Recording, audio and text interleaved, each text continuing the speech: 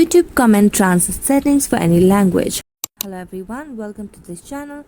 I'm Emily and I'm here to help you out today. So without any delay, let's get started. So first of all, let me tell you that there is no option of translating the settings of any language for the YouTube comments. This feature has not been introduced yet, but in future if it will definitely launch it, then we'll definitely let you know. But right now what you can do is go to the settings of your device, and after going on to settings, just scroll down and tap on additional settings, then tap on languages and input.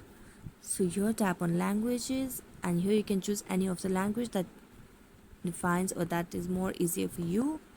So here I have chosen English over here, so just tap on English, and this way you can just create a language and select a language for your YouTube comments as well. So thank you so much for watching this video. If you enjoyed watching it, don't forget to like, subscribe and hit the bell notification for more updates. Thank you so much for watching and see you next time.